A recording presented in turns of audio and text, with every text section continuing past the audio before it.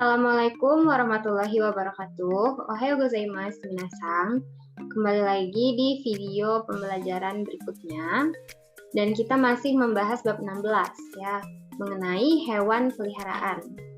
Untuk hari ini sebenarnya Sensei akan menjelaskan mengenai bungka atau budaya yang berhubungan sama materi kita.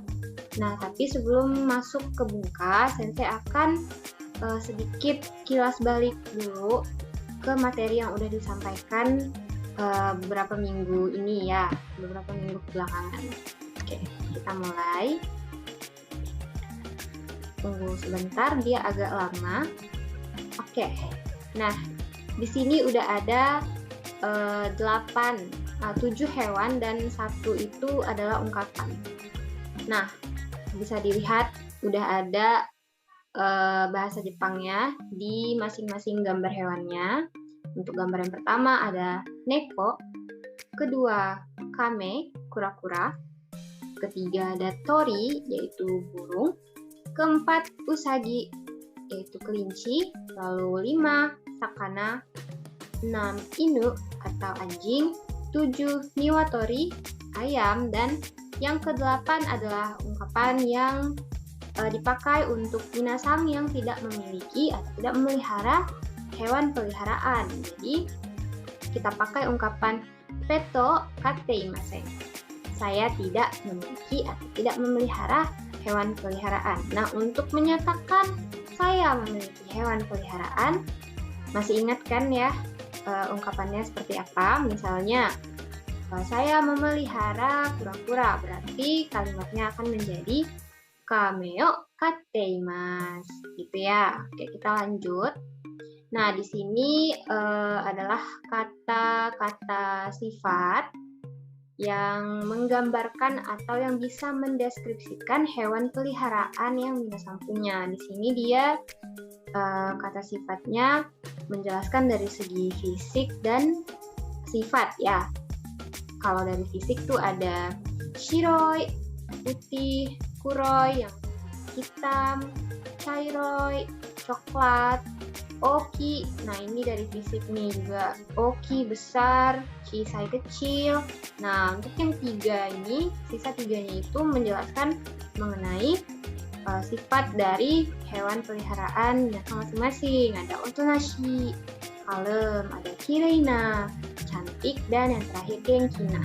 Dan jangan dilupa, untuk dari yang nomor 1 sampai nomor 6 itu adalah kata sifat i, sedangkan 2 terakhir itu merupakan kata sifat na. Nah, kalau kata sifat na bertemu dengan kata benda, jangan lupakan nanya ya, seperti itu, kireina dan genkina.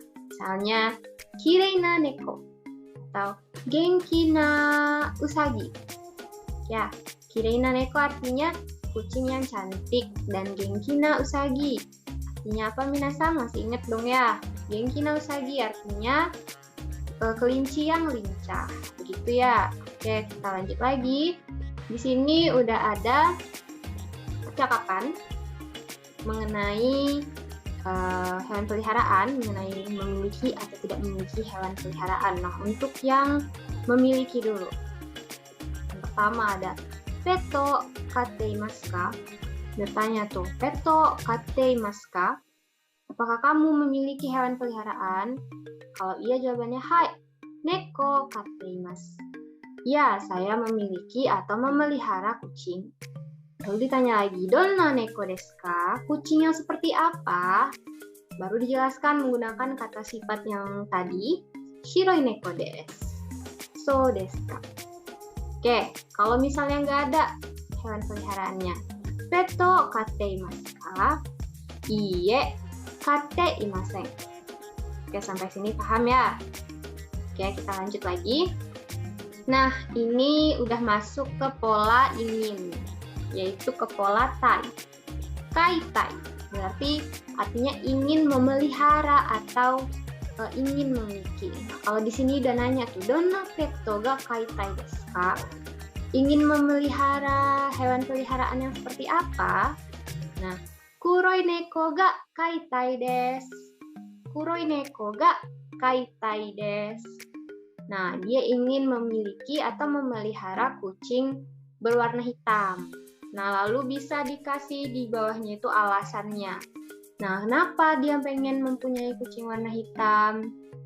Nah, misalnya alasannya karena ia menyukai warna hitam, gitu. Kuroi ga suki desu kara. Nah, kalau ini udah belajar, kalau misalnya ingin menyatakan alasan, pakai pola desu kara ya, minasang. Tadi apa? Karena dia suka warna hitam. Jadi kuroi ga suki desu kara. Kuroi itu kan warna ya, jadi udah bisa dipakai seperti itu dalam kalimat ini. Jadi kuroi ga suki desu kara. Oke, jangan lupa ya. Lalu diakhiri dengan so desu ka.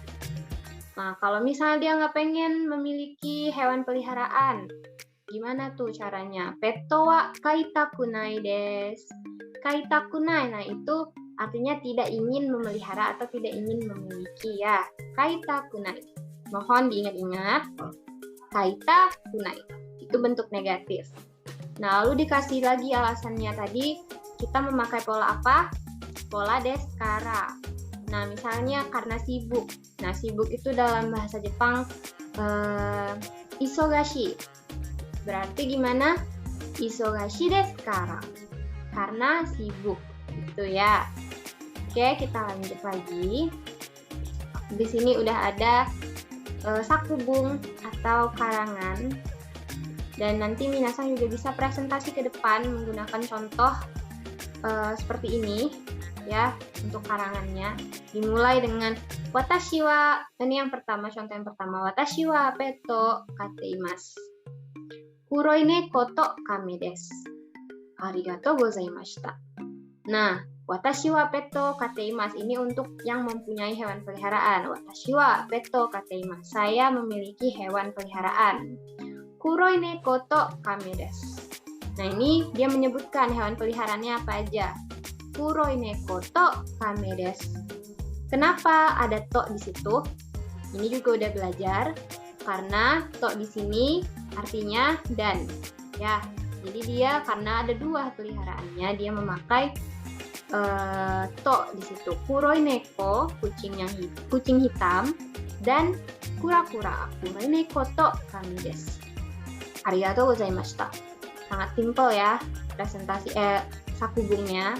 Ya, ini cara dia mempresentasikan hewan peliharaannya. Oke, lanjut lagi. Ini untuk yang tidak memiliki hewan peliharaan. Watashi wa petto katte imasen. Watashi wa petto katte imasen. Saya tidak memiliki hewan peliharaan. Genki na niwatori ga kaitai desu. Nah, di sini dia tidak memiliki hewan peliharaan, tapi dia menyebutkan hewan apa yang ingin dia pelihara. Di sini dia menyebutkan genki na niwatori ga kaitai desu. Dia ingin memiliki ayam yang lincah. Alasan tidak memelihara dan ingin memelihara hewan. Oh, nanti bisa juga diberi alasannya. Jangan lupa kalau alasan pakai desu kara. Pola desu kara itu jangan lupa ya. Lalu ditutup dengan arigatou gozaimashita.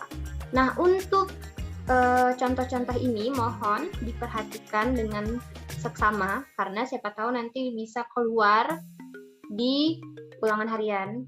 Jadi tolong diperhatikan contoh-contoh ini ya. Oke, ini ada contoh satu lagi untuk yang tidak mempunyai hewan peliharaan dan dia tidak ingin memiliki juga, dia tidak mempunyai keinginan untuk memiliki atau memelihara hewan peliharaan.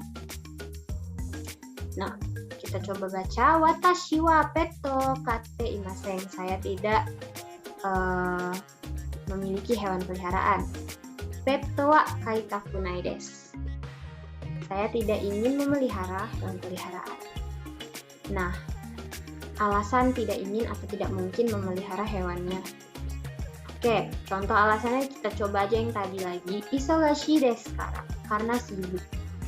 Gitu ya contohnya. Arigatou gozaimashita. Oke. Mohon nanti berarti ada 3 contoh dan mohon diperhatikan dengan seksama dan sesuaikan saja dengan diri masing-masing. Begitu. Oke, kita masuk ke bungka. Nah, untuk bungka kali ini kita akan membahas mengenai kata tiruan. Kalau yang kemarin kita membahas mengenai yukata dan kimono. Tapi yukata, kita fokus ke yukata ya kemarin. Nah, untuk kali ini kita akan membahas mengenai kata tiruan. Nah, ini dia. Kata tiruan dalam bahasa Jepang itu adalah onomatope. Dikenal dengan onomatope.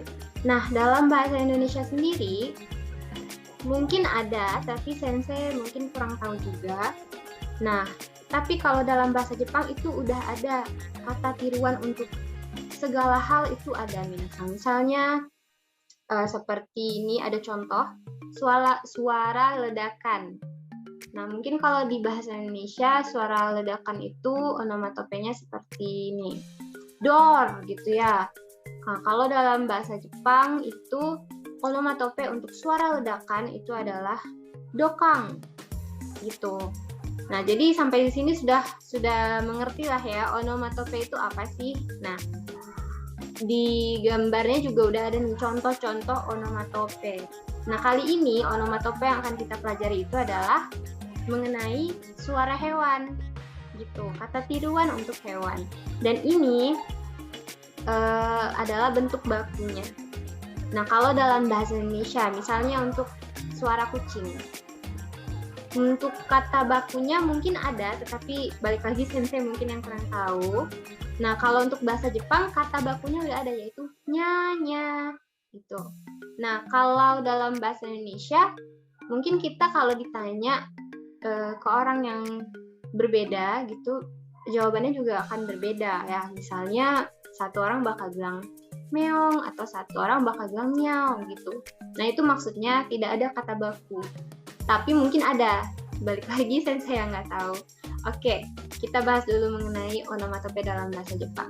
Di sini udah ada 7 onomatope dan udah bisa dilihat juga karena udah ada gambarnya ya. Yang pertama ada nya itu untuk suara kucing, lalu ada kero untuk katak, lalu ada koke-koko untuk ayam, lalu ada wang untuk anjing, lalu selanjutnya ada hihing untuk kuda, lalu ada momo untuk sapi, lalu yang terakhir ada kakak untuk burung gagak sepertinya ya. Nah, inilah onomatope atau kata tiruan untuk suara hewan dalam bahasa Jepang. Sepertinya masih ada lagi, tapi untuk kali ini dulu yang bisa sensei kasih ya. Nanti sisanya bisa minasang cari. Nah, kalau minasang tahu kata baku atau kata tiruan hewan yang minasang tahu aja, bisa minasang tinggalin di kolom komentar ya untuk masing-masing contoh ini aja deh. Ya, ada 7, berarti coba minasang tulis di kolom komentar apa-apa aja suara hewan atau onomatope dalam bahasa Jepang. Kalau yang dalam bahasa Indonesia, kalau ini kan dalam bahasa Jepang gitu. Nah, tadi udah sensei jelasin juga. Sekarang mari kita dengerin dulu orang Jepangnya langsung yang ngomong ya, yang mencontohkan suara hewan-hewan ini. Oke, kita play dulu audionya sebentar. Oke, sensei bakal play. Mohon diperhatikan.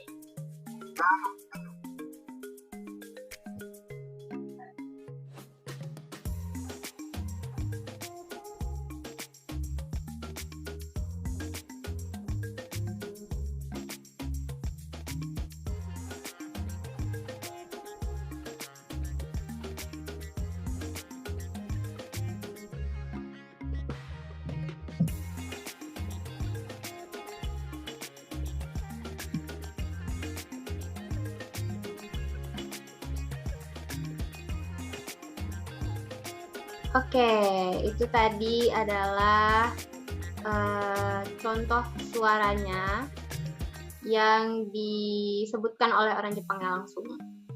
Nah, ternyata minasang setelah sensei cari tahu lagi, onomatope itu ada 2 jenis, yaitu giseigo dan gyongo. Nah, yang kita pelajari saat ini itu adalah giseigo. tulisannya tuh seperti biasa gisei go. Nah, jadi kalau gisei go ini adalah sekumpulan kata yang meniru suatu suara yang dibuat oleh makhluk hidup dan terdengar oleh telinga. Kenapa dia masuk gisei go? Karena ini adalah suara yang dibuat oleh makhluk hidup. Nah, jadi suara-suara ini adalah interpretasi dari manusia, interpretasi dari orang mengenai suara-suara yang ia dengar dari binatang gitu. Nah, ada juga giyonggo. Giyonggo yaitu kumpulan kata yang meniru suatu bunyi yang dibuat oleh benda mati seperti suara ledakan tadi. Lalu ada juga dongdong, yaitu suara pukulan terus-menerus. Dalam bahasa Jepang onomatopenya itu adalah dongdong. Lalu ada za za. Nah, itu adalah onomatope yang dibuat oleh suara hujan gitu, minasang za za. Nah, itu onomatope dalam bahasa Jepang untuk suara hujan. Oke, jadi minasang udah tahu ya kalau onomatope itu ada dua. Yang pertama adalah giseigo dan giyonggo. Dan yang kita pelajari itu adalah giseigo karena ini adalah suara yang dibuat oleh makhluk hidup, yaitu hewan. Oke, sampai di sini Sensei harap minasang bisa paham dengan penjelasan Sensei. Dan jika ada pertanyaan, mohon sekali ditanyakan ya, karena mungkin sebentar lagi minasang akan menghadapi ulangan harian untuk bab 16.